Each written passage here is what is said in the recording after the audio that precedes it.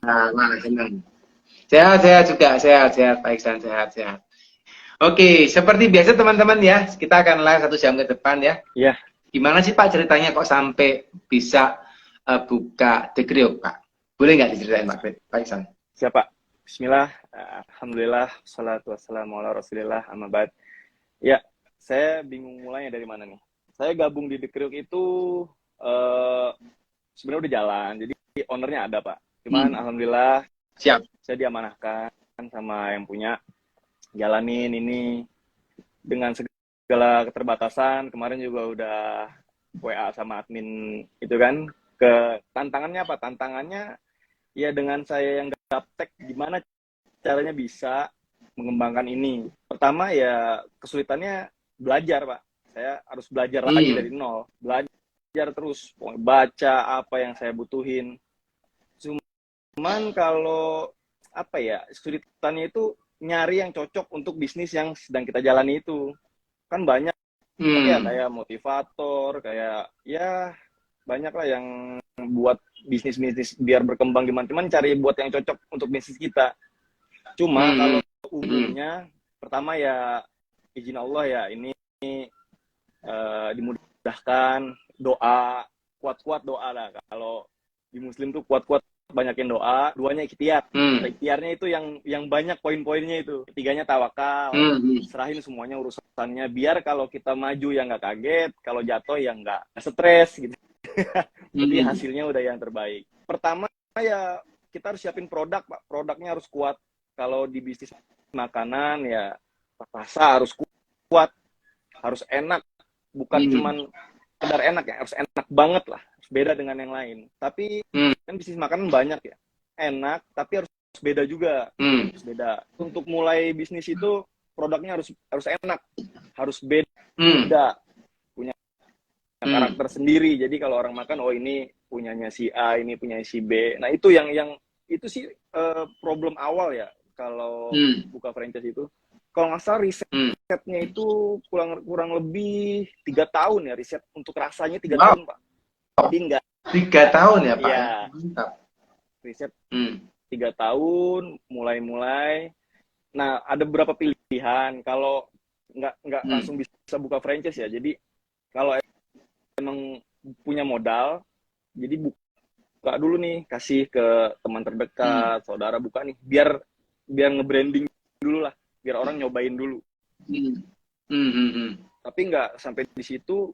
Yang kita percayakan untuk menjalankan itu harus punya SOP, harus enak terus. Jadi kan kalau kadang orang beli, kalau franchise ini kan banyak ya cabangnya. Di sini enak, di sini enggak. Di sini enak, di sini enggak. Itu Pak problemnya banyak banget Pak kalau franchise itu. Jadi kalau mau buka franchise tuh siapin pertama mental sih, terus harus konsisten. Kalau dibilang subuh harus bangun, tidur ntar jam 2 pagi, jam 12 malam, itu udah awal-awal harus kayak gitu Pak. Itu pasti semua usaha kayak gitu kayaknya. Agree. Jadi kalau lihat yang brand-brand besar itu awalnya pasti apa ya bahasanya, pahit dulu awalnya, butuh pengorbanan, badan, waktu, sama keluarga, entah modal, buang-buang untuk riset itu kan, beli nggak cocok ya nggak mau dibuang gitu Pak. Kadang ada juga yang langsung booming, ya ada yang bertahan, ada juga yang cepat. Nah itu kalau yang cepat tutup biasanya standarisasinya kurang, controllingnya kurang. Jadi outlet franchise itu kadang ada yang beli bahan sendiri, itu udah ngerusak semuanya Pak. Itu kayak gitu. Jadi produknya harus kuat Pak. Jadi kalian buka franchise, produk harus kuat, harus enak, harus beda, harus punya SOP. Itu baru level awalnya tuh. Belum nanti udah mulai berkembang, jaga stok, jaga konsistensi dari supplier, beli sumber harus diperbanyak Pak. Ya, itu udah kejauhan ya Pak.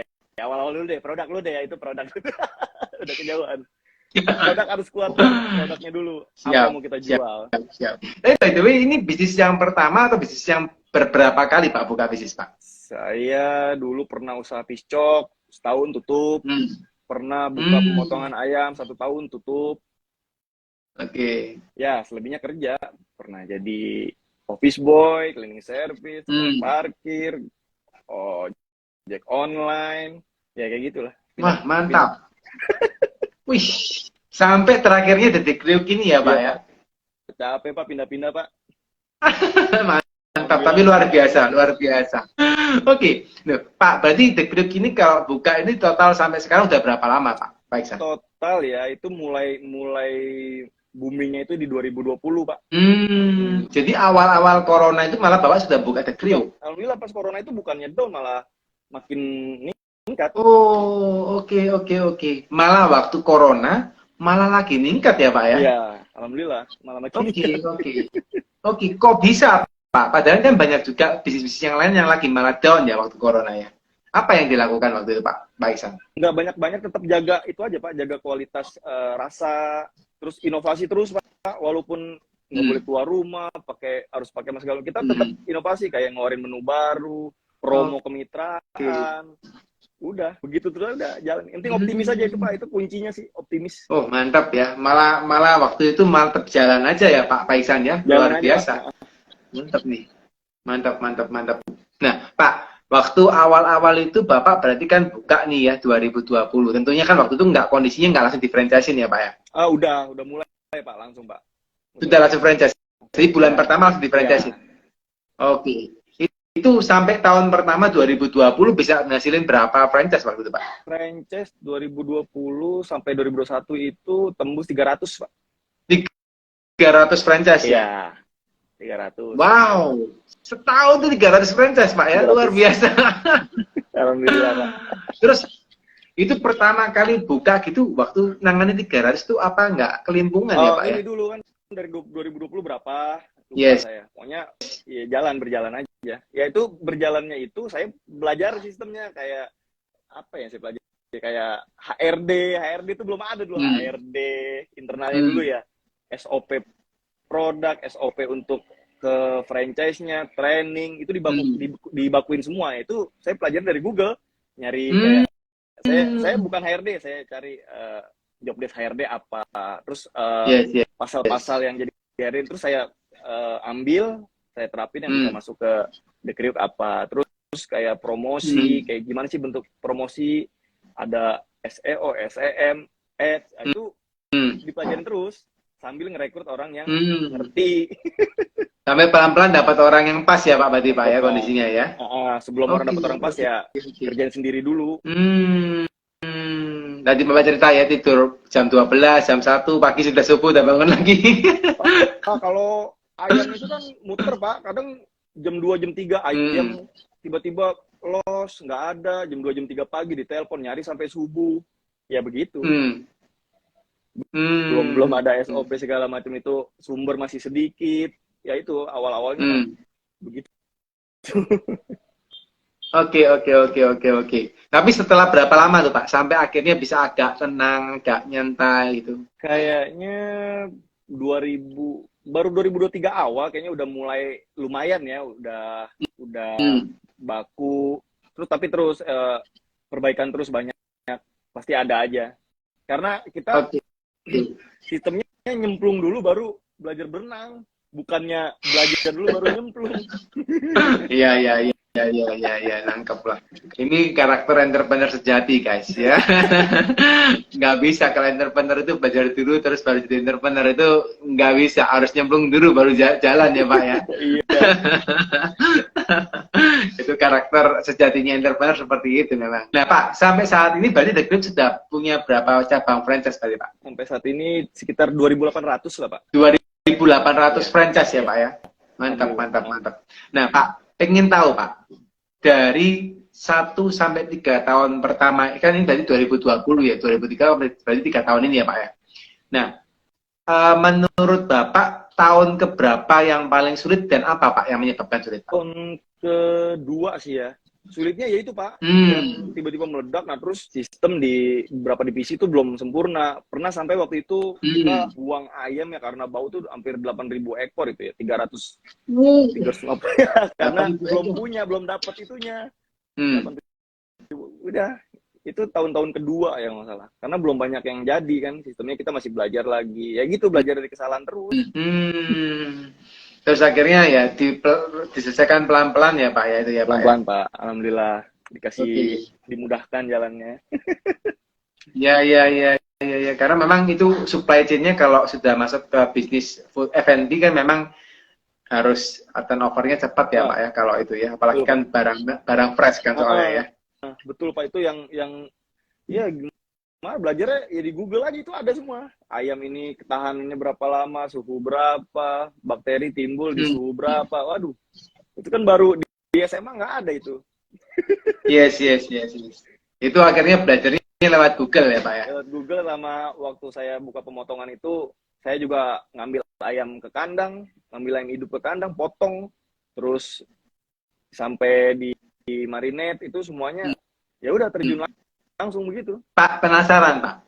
Dalam 3 tahun itu kan Bapak buka 2.800 outlet ya Pak ya. Gitu ya. Itu kan kalau bagi sebagian orang gitu ya, bagian teman-teman yang entrepreneurs itu kan buka cabang aja sulit gitu ya Pak ya. Buka 2 cabang aja sulit gitu. Bapak buka 2.800 cabang gitu ya. Dan itu di-maintain oleh gede juga kan gitu untuk supply chain-nya. Itu apa Pak rahasianya Pak? Rahasianya yang pertama ya balik lagi izin Allah dimudahin. Kedua tuh Pak, orang itu balik lagi bermitra gitu Pak. Dulu banyaknya begitu. Jadi beli enak nih, saya mau gabung gitu, banyaknya begitu Pak. Makanya dia bilang produk itu nomor 1 banget itu. Harus enak. Nyangkut di hati. Nyangkut di hati. Banyak gitu awal-awal. Ini langsung Oke. Promosi-promosi orang nyobain langsung. Oke. Jadi Bapak nggak pernah ikut pameran franchise gitu, nggak ada Pak ya? Enggak sih, pameran franchise enggak. Cuman baru-baru ini aja kemarin di musim live fair di Jogja. Karena kan promosi ngelihat budget juga nih. Iya. Bisa. Paling di YouTube kan banyak ya.